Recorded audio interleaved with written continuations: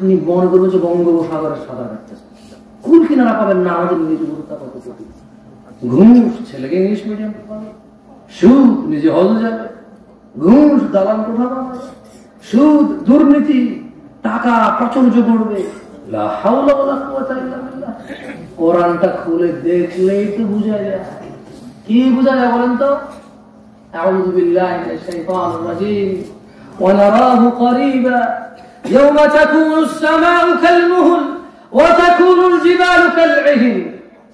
কোরআনটা খুললেই তো দেখা যায়।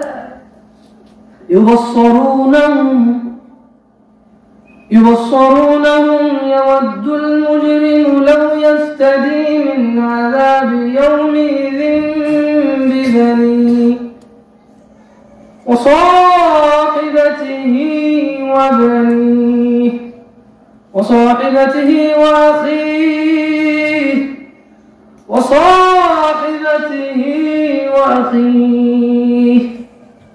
সূরা মাআরিজ পড়েন, আল্লাহ বলছে যে এরা মনে করে কিয়ামত অনেক দূরে, ওয়ানারাহু করিবা, আমি দেখি অনেক কাছে। সেদিন আকাশ হবে গলিত ধাতুর মতো, পাহাড় পর্বত হবে রঙিন ফসমের মতো। অপরাধী সেদিন ও মুহাম্মদ সাল্লাল্লাহু আলাইহি ওয়াসাল্লাম ইউবাসসিরুনহুম, একজন আরেকজনকে দেখবে। আর কি করবে? ইয়াওয়াদুল মুজরিম, অপরাধ যে করে পৃথিবীতে সে বলবে ইয়াওয়াদুল মুজরিম লাউ ইফতাদি মিন আযাবি ইয়াওমিন বিবানি, বলবে ইয়া আল্লাহ ইয়া আল্লাহ ইয়া আল্লাহ, এ কি আযাব, ইয়া আল্লাহ ইয়া আল্লাহ, এই আমার ছেলে, ইয়া আল্লাহ এই আমার মেয়ে, ইয়া আল্লাহ এই আমার ভাই, ইয়া আল্লাহ আমার স্ত্রী নিয়ে। তো কি করতে হবে? সবাইকে জাহান্নামে, শুধু আজকে আমাকে বাঁচান, ব্যাস, খালাস, আমি বাঁচবো আজকে, ব্যাস।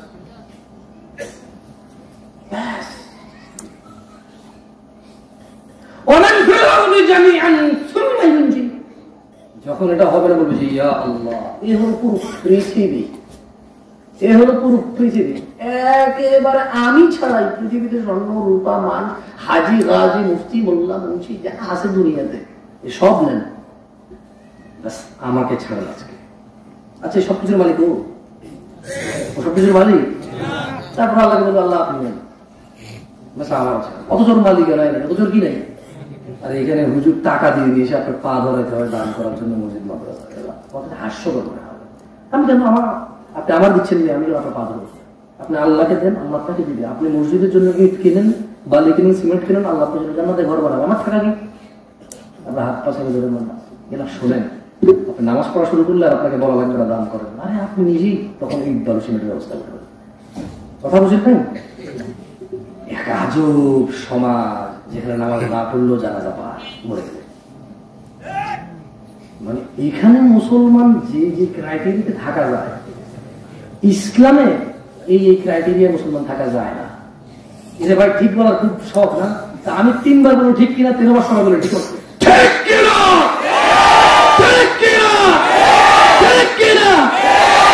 ঠিক হয়েছে আর কই না, অভ্যাস হয়ে গেছে ঠিক করে দিবে যে এখন আমারও মুশকিল। হ্যাঁ না না না না, মানে এখন ভাই শ্রোতা তো ভাই অভ্যাস হয়ে গেছে ঠিক কিনা। এখন ওনাদের কি দোষ?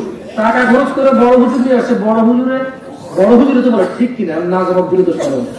হুজুর আমার মেহমান, হুজুরের টাকা তো দিয়েছে না করে বাড়ি, তো ওটা অভ্যাস করবে তো। যেমন কারো কারো তো চাইপা ধরতে কষ্ট হচ্ছে, 3 বার ভাই করে ঝাল করে গেছেন না। এইভাবে কি কি অসুবিধা আমার বলবো, আমি এখান থেকে ঠিক করেছি। আল্লাহ আমাদেরকে বুঝাতে উচিত দান করুন। দিনী ভাইরা দেখুন, বেশি কথা বলবো না, জান আসেন আপনাকে 2-1টা হাদিস শোনাই, আজকে মাহফিল শেষ করে দিই। কারা কারা জীবনে এখনো একবারও হাদিস পড়েন নাই? হাত তোলেন। কোনদিন হাদিস নিজে পড়েন নাই? হাত তোলেন। হাদিস হাদিস, আরে কোরআন তো অনেকেই পড়েন, হাদিস নিজে পড়েন নাই কখন? হাত তোলেন সবাই। বাকি সবাই নিজেরা হাত তোলেন। আপনি হাদিস পড়ছেন? আপনি হাদিস পড়ছেন তো তুলতেন না কেন? তোলেন হাত। ঠিক করতে বড় মজা লাগে, হাত তুলতে বসে তুলতে পারেন না। আমাকে বুঝে পড়বেন। দিনী ভাইরা ঠিক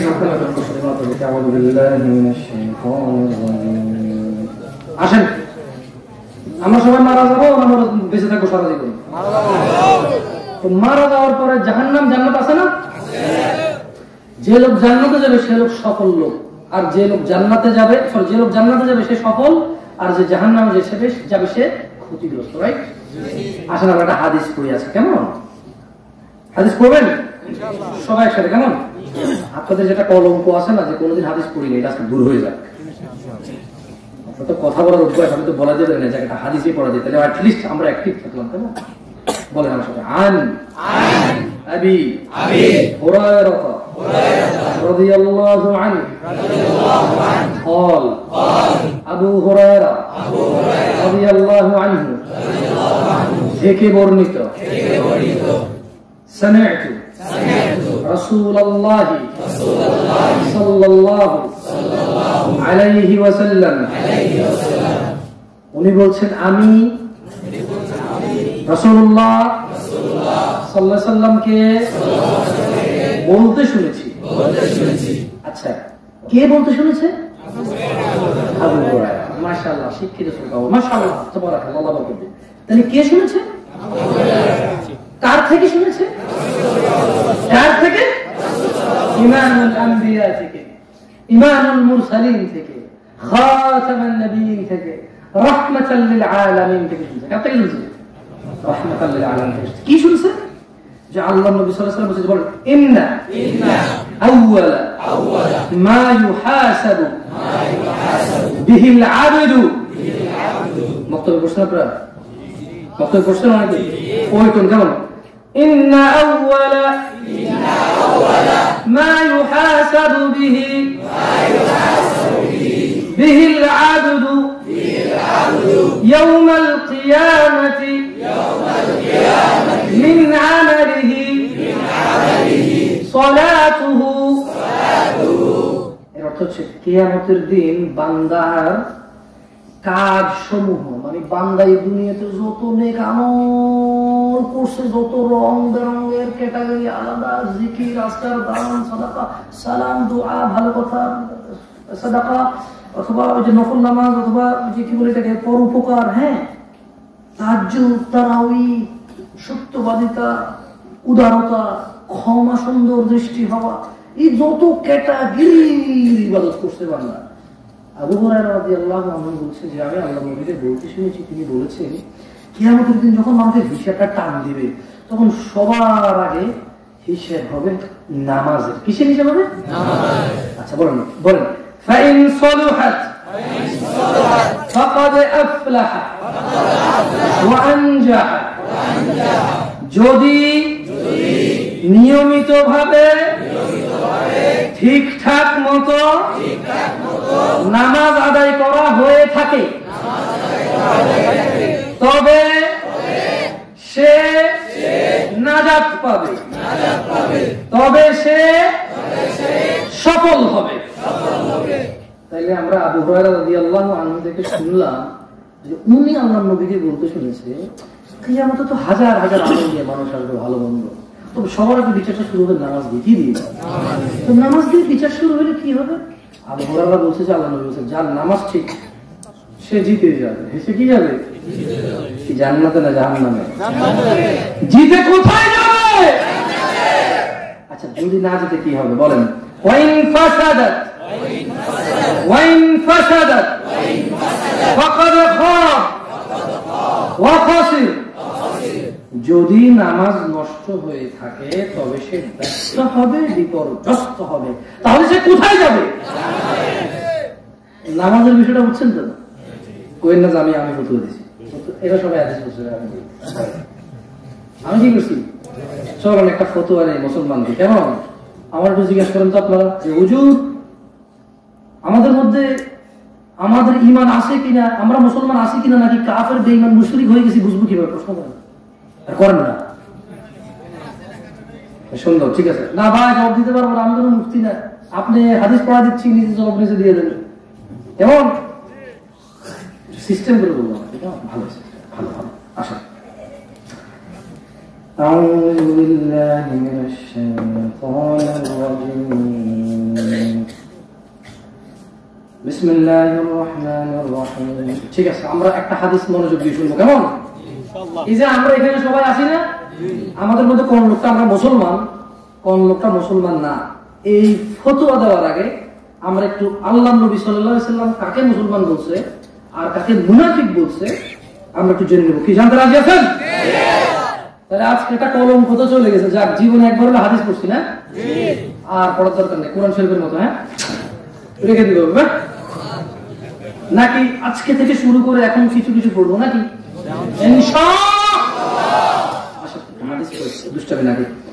বলেন আন সাঈদ ইবনে মুসাইয়িব রাদিয়াল্লাহু আনহু আন্না রাসূলুল্লাহ সাল্লাল্লাহু আলাইহি ওয়াসাল্লাম قال بيننا وبين المنافقين بيننا وبين المنافقين شهود العشاء شهود العشاء شهود العشاء والصبح والصبح والصبح لا يستطيعونهما। হাদিসটার বাংলা অর্থ শিখবেন, এরপরে নিজের নিজে ফটো দিতে পারবেন। আমি পড়ে শোনা দিই, কেমন সবাই বলা লাগবে না। হ্যাঁ, عن سعيد بن المسيب رضي الله عنه سعيد بن المسيب رضي الله عنه থেকে বর্ণিত তিনি বলেন أن رسول الله صلى الله عليه وسلم قال আল্লাহ নবী সাল্লাল্লাহু আলাইহি ওয়াসাল্লাম বলেছে বাইনানা মানে মুসলমান কে, বাইনানা মানে কে, ও বাইনাল মুনাফিক এবং মুনাফিকের মধ্যে, এবং কার মধ্যে, তাহলে মুসলমান আর কার মধ্যে, মুসলমান আর কার মধ্যে, মুসলমান আর কার মধ্যে।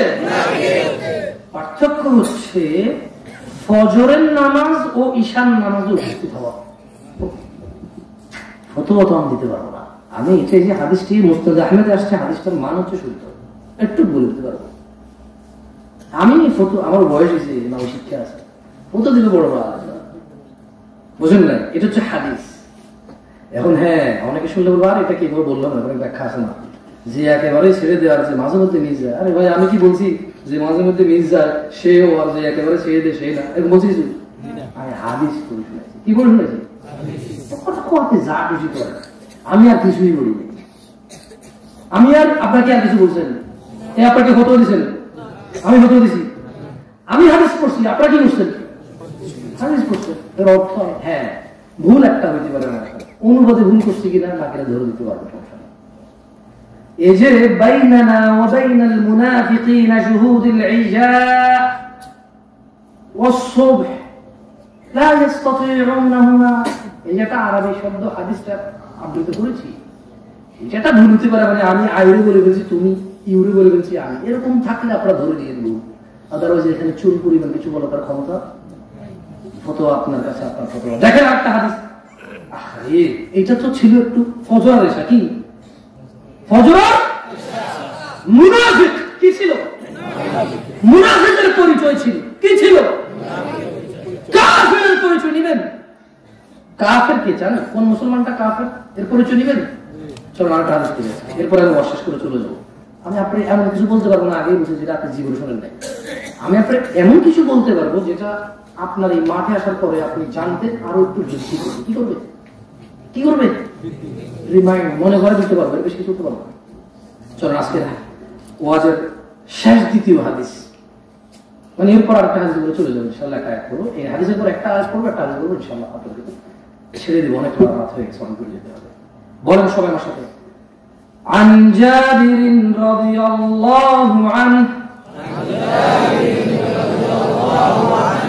عن جابر رضي الله عنه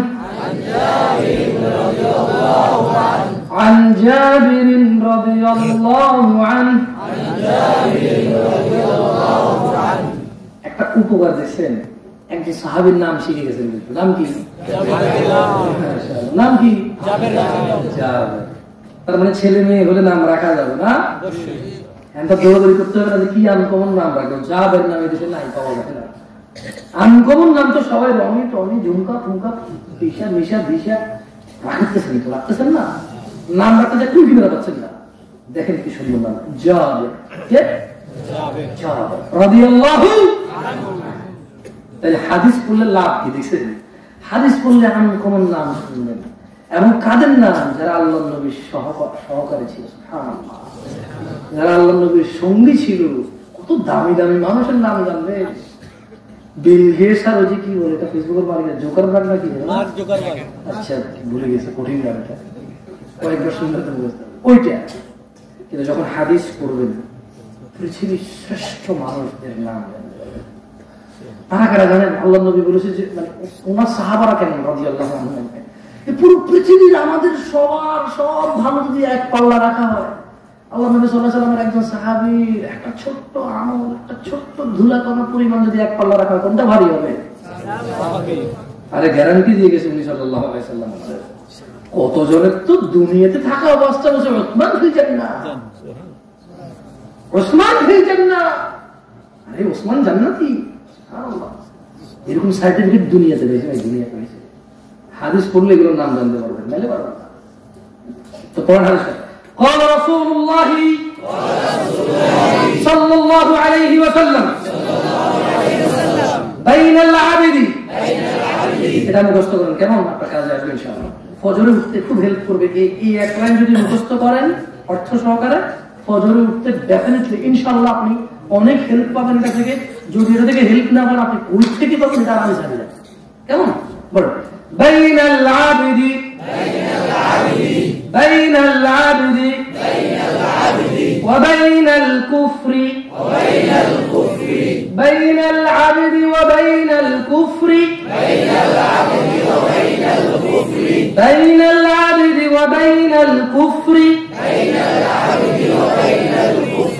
بين العبد وبين الكفر بين العبد وبين الكفر ترك الصلاة ترك الصلاة ترك الصلاة এই হাদিসের অর্থ হচ্ছে বাইনাল আবদি ওয়া বাইনাল কুফরি, নিশ্চয়ই আল্লাহর বান্দা ও কুফরের মধ্যে তরকুস সালাহ, পার্থক্য হচ্ছে নামাজ ছেড়ে দেওয়া। এই হাদিসের অর্থ কি? মানে কে মুসলিম পালন করে আর কে কুফরিতে নিমজ্জিত হয়, পার্থক্য কি? নামাজ ছেড়ে দেওয়ার উপরে ডিপেন্ড করে সিদ্ধান্ত হয় যে কে কুফরি করলো আর কে ঈমান আনলো, কে কুফরি করলো আর কে তাকওয়া অর্জন করলো, কে কুফরি করলো আর কে আল্লাহর কাছে নিজেকে আত্মসমর্পণ করলো। প্রত্যেক ওয়াক্ত নামাজ এটা নির্ধারণ হয়। আপনারা যারা চাকরি করেন মাসে সারা জীবন কি একবার ডিউটিতে যান নাকি সপ্তাহে একবার যান? প্রতিদিন বলতে সপ্তাহে আপনাদের সিস্টেম আছে কতদিন? সপ্তাহে হলো আপনাদের কারো 5 দিন, কারো 6 দিন। যারা একটু আরো কষ্ট কাজ করে তারা 7 দিনে করতে হয় অনেক সময়। একটু শুক্রবার ছুটিটা করে দেয়, আজব সিস্টেম। এটা করার না। যে যত বেশি ভালো চাকরি করে তার ডিউটি তত কম, বুঝছেন? বেতনও বেশি, ডিউটিও কম। আর যে যত বেশি পরিশ্রম করে তার ডিউটি দিন বেশি থাকে, সময় বেশি থাকে, টাইম টেবিল থাকে না, যেটা দেখতেছি আর কি। এরকম তো আপনার নামাজটাও তো এমন আপনার, বুঝছেন? মানে আপনি মুসলমান তো ওই যে বাইনাল আবদি ওয়া বাইনাল কুফরি, এক কুফর আর হলো বান্দা, তরকুস সালাহ, পার্থক্য হচ্ছে নামাজ। এই আযান দিলে যে লোকটা নামাজে আসে ও হচ্ছে ওই যে বান্দা, ও হচ্ছে কি? আর যে লোকটা নামাজে আসতেছে না, ছেড়ে দিয়েছে, ও কুফরি করতেছে। ও কি করতেছে? তর্ক করে লাভ নেই ভাই। হাদিস পড়াই দিয়েছি আপনি হানাফি, শাফি, মালিকি, হাম্বলি, চিশতি, সাদরি তরিকত আগে তো মারাফত একবার 70 নম্বরে যায় শরীয়ত নিয়ে এসে এগুলো করে লাভ নাই, বুঝছেন না? এটি করে লাভ নেই। যা খুশি তা এখন যায় আসে না। এটা হচ্ছে কি সুনান ইবনে মাজাহ 8678 নম্বর হাদিস। হাদিসের মান হচ্ছে সহিহ। হাদিসের মান কি? সহিহ। আজকে দেখলাম আমরা হাদিসের বইয়ের নামও জানলাম না। হাদিসের বইয়ের নামটা কি? সহিহ ইবনে মাজাহ। এই সবাই হাদিসটা শিখছেন না? সবাই বইটার নাম শিখেন। সুনান ইবনে মাজাহ, সুনান ইবনে সুনান ইবনে মাজাহ। এটা হাদিস গ্রন্থের নাম হচ্ছে ইবনে মাজাহ। এটা হাদিস গ্রন্থের নাম কি? ইবনে মাজাহ। আর একজন সাহাবীর নাম কি? একজন সাহাবীর নাম কি? রাদিয়াল্লাহু আনহু। তাহলে আমরা কত কিছু শিখলাম আজকে, সুবহানাল্লাহ। একটা হাদিসের গ্রন্থের নাম শিখলাম, একজন সাহাবীর নাম শিখলাম, একটা হাদিস আমরা পড়লাম। দেখি কার কার মুখস্থ আছে বলতে পারেন? বাইনাল আবদি ওয়া বাইনাল কুফরি তারকুস সালাত। বলো তো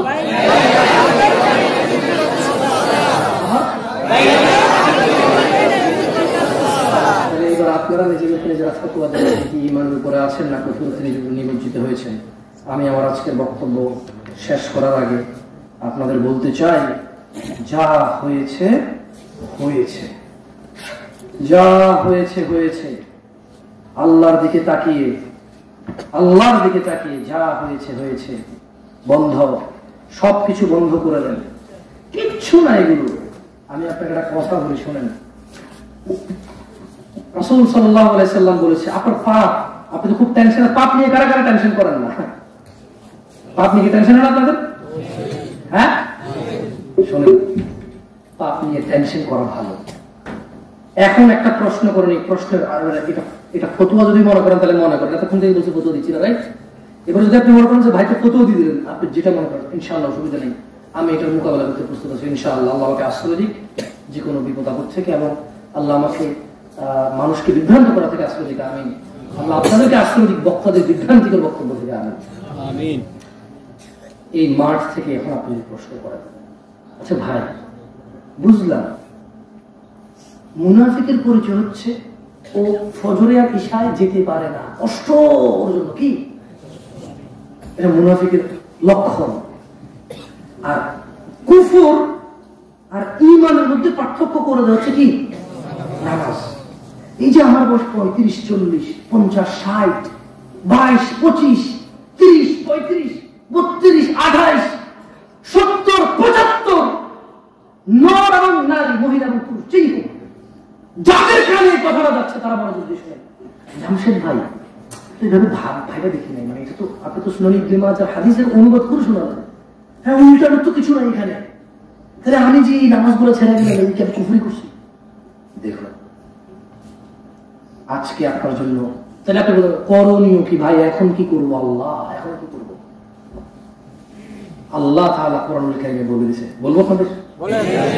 তিনি বলেছেন, ইল্লা মান তাব, অতঃপর যে তার অপরাধ থেকে আল্লাহর কাছে ফিরে আসে, ওয়া আমানা, এবং ঈমান আনে, ওয়া আমিলা আমালান সালিহা, এবং কিছু নেক সৎকর্ম করে, ফাউলাইকা ইউবাদদিলুল্লাহু সাইয়্যাতিহিম হাসানাত। যদি কেউ অপরাধ যত হোক, যত ধরনেরই হোক, জনা, ব্যভিচার, জুয়া, নেশা, মদ, গাঁজা, লিটারে লিটারে মদ খেয়ে ফেলছে, হাজার হাজার গাঁজা খেয়ে ফেলছে, শত শত মহিলার সাথে ঘুমাইছে বিবাহ ছাড়া, আরে 70 বছরের একটা দিন নাই যেদিন পাপ করে নাই। এ পাপ কত পাপ! এ যদি জমিন থেকে ভাঁজ করে রাখা শুরু করে, আসমানের মেঘমালা পৌঁছাবে। আরে যদি তুমি আজকে বলো আল্লাহ আমাকে মাফ করার করবো না, আল্লাহ বলে যে খবর তুলে করে উপালি, তোকে আমি মাফ করবো, কার পরোয়া করবো না। ও জনগণের মানুষ, এই বিশ্বাসটা বড়ই দামি। সুযোগ গ্রহণ করো, এটা বেঁচে থাকা মানুষের জন্য, মরে গেলে আর এটা পাবা না। এই অফার জীবদ্দশার অফার, এই ধামাকা অফার জীবদ্দশার অফার, মৃতদের জন্য নয়, মৃতদের জন্য নয়। ও তুমি যে তুমি বেঁচে আছো, তোমার গুনাহ যতই হোক, ইল্লা মান তাব, অতঃপর গুনাহ যাই হোক, যখন তুমি আল্লাহর কাছে বলবে ইয়া আল্লাহ আমি আর করব, ওয়া আমানা, এবং বললা হে আল্লাহ ঈমান আনছি আপনার উপর, ওয়া আমিলা আমালান সালিহা, এবার একটু ওযু করলা, নামাজ পড়লা, কাবাকে সালাম দিলা, একটু মসজিদটাকে পরিষ্কার করে ফেললা, 2 টাকা দিলা, একটা ফকির মিসকিনকে সহযোগিতা করলা, মানে ঝগড়া লাগছে মীমাংসা করে দিছো, তুমি ঝগড়া করতে পারতা, চুপ হয়ে গেছো, লোভ লালসা করলা না, সুদের সুযোগ ছিল খাইলা না, ঘুষের সুযোগ ছিল খাইলা না, মদের সুযোগ ছিল খাইলা না, জানার সুযোগ ছিল করলা না, বাপ মা বেঁচে আছে পাইয়া আগের যে অযত্ন করেছো সব সহকারে একটু যত্ন করা শুরু করলা, এটা হচ্ছে ভালো কাজ। এটা কি অপরাধ যতই হোক, আল্লাহ বলছে, এটা কিন্তু হাদিস, এটা কোরআনের আয়াত। কি আল্লাহ বলছে? উলাইকা ইউবাদদিলুল্লাহু সাইয়্যাতিহিম হাসানাত, তাইলে তোমার এই যেদিন মাপ চাইছো 70 বছর বয়সে বা 60 বছর বা 20 বছর 22 বছর, এর আগে যত গুনাহ আছে সবগুলা শুধু মাপ হবে না, নেকিতে পরিবর্তন হয়ে যাবে। সিদ্ধান্ত ভাই তোমাদের, আমি চলে যাবো এখন। তোমরা যদি মনে করো যে জামশেদ ভাইকে বলছে আল্লাহ যত কোটি গুনাই হোক মাপ সায়া গুনাহ বন্ধ করে দিলে, ভালো কাজ কর্ম করলে আগের গুলা শুধু মাপ হবে না, নেকিতে পরিবর্তন হবে, কোরআনেই তো আছে, তাহলে আমি আরো পরে তওবা করবো। তো যদি তুমি মনে করো তুমি আরো পরে মরবা, তো তোমার এখানে তো you are the decision maker, you are the decision maker. আপনি হচ্ছেন সিদ্ধান্ত নেওয়ার অধিকারী। কারণ এই হায়াত আপনাকে কে দিছে? আল্লাহ। আপনি মরে কার কাছে যাবেন? আল্লাহ। হিসেব কার কাছে? আল্লাহ। ক্ষমা করবে কে? আল্লাহ। শাস্তি দেবে কে? আল্লাহ। আমি জামশেদ মজুমদারের পাত্তা আছে জায়গায়? তাইলে আপনি আর আপনার রব। সিদ্ধান্তে ভাই কি আজকে এখান থেকে উঠে অ্যাটলিস্ট এটা বলবেন, অপরাধ তো আমি মানুষ, আমি এর থেকে পালাবো কোথায়? সর্বোচ্চ চেষ্টা করার পরও তো কিছু হয়ে যেতে পারে আমার, কিন্তু ইমানটা নিয়ে যদি না মরে তো মহাবিপদ। কি বিপদ? জান্নাতেই ঢুকতে পারবো না, কসমিন কালেও পারবো না, একবারও পারবো না, অল্প পারবো না, যদি ইমান নিয়ে না মরতে পারি। আর ইমানটা টিকে আছে নামাজের উপরে। কোথায়? ওই যে বাইনাল আবদি ওয়া বাইনাল কুফরি, কি তারকুস সালাহ, কি? হ্যাঁ, এই সিদ্ধান্ত যদি নিতে পারেন এখন এখান থেকে যে ভাই মানে আমি তো একটা মানুষ, আমার বদ অভ্যাস আছে, থাকবে, ছিল, আল্লাহ মাফ করে মামলা করে ভাই রে ভাই, গানের কনসার্টে গেছি, অনুষ্ঠানে গেছি, বিয়া খেতে গেছি, খেলতে গেছি, খেলা দেখতে গেছি, দাওয়াত খেতে গেছি, স্টান করতে গেছি, বন্ধু বান্ধব ঘুরতে গেছি, পিকনিকে গেছি, আজকে কেউ মারা গেছে, আজকে বন্যা হয়ে গেছে, আজকে এখানে ভূমিকম্প হয়ে গেছে, হোয়াট এভার সিচুয়েশন যাই হোক, আমি ভাই আজান দিলে অন্তত 2 রাকাত ফরজ ফজর, 4 রাকাত জোহর, 3 রাকাত মাগরিব, 4 রাকাত আসর, 4 রাকাত ইশা আমি পড়বই। এই সিদ্ধান্ত যদি নিতে না পারেন ব্যর্থতা। মনে রাখবেন দাড়ি কাটলে কেউ কাফের হয় না। কি হয় না? দাড়ি কাটতে বুঝে মনে না। আমি একটু বিদেশে বড় হয়েছি তো, আমি কথা বললে উল্টা পাল্টা হয়ে যাবে, এই জন্য ভয় লাগে বলছি। এইভাবে কথা বলতে অভ্যস্ত। তো আবার ইন্টারনেটে ছাড়ে ওরা, এই দেখুন জামশেদ মজুমদার বললো দাড়ি না কাটলে কাফের না, সব কাটা। আমি তো কাটতে বলি না, আমি বলেছি সলাত মানে নামাজের উপর আপনার ইমানটা ঝুলে আছে। আপনার ইমানটা কিসের উপর ঝুলে আছে? এই আজান দিলে গেলে এটা নবায়ন হয়, আজান দিলে গেলে এটা নবায়ন হয়, আজান দিলে গেলে এটা নবায়ন হয়, আজান দিলে না গেলে এটা অস্বীকৃতি হয়, আজান দিলে না গেলে এটা অস্বীকৃতি হয়, আজান দিলে না গেলে এটা অস্বীকৃতি হয়। সুনান ইবনে মাজাহ হাদিস। কিসের হাদিস? কিসের হাদিস? সুনান ইবনে মাজাহ হাদিস। আকুলু কওলি হাযা আস্তাগফিরুল্লাহ লি ওয়া লিসাইরিল মুমিনিন ফাস্তাগফিরু ইন্নাহু হুয়াল গফুরুর রহিম। পরিশেষে আমি আল্লাহর কাছে দোয়া করি, আল্লাহ তাআলা আমাকে ক্ষমা করুন ও আপনাদের সবাইকে ক্ষমা করুন। আপনারা সবাই আল্লাহর কাছে ক্ষমা চান, তিনি পরম ক্ষমাশীল এবং তিনি আপনার অপরাধকে নেকিতে পরিবর্তন করে দেবেন। যে অপরাধের জন্য আপনি ক্ষমা চাইছেন যদি সেই অপরাধ না করেন, সুবহানাকাল্লাহুম্মা ওয়া বিহামদিকা আশহাদু আল্লা ইলাহা ইল্লা আনতা আস্তাগফিরুকা ওয়া আতুবু ইলাইক। আসসালামু আলাইকুম ওয়া রাহমাতুল্লাহি ওয়া বারাকাতুহু। ওয়া আলাইকুম আসসালাম।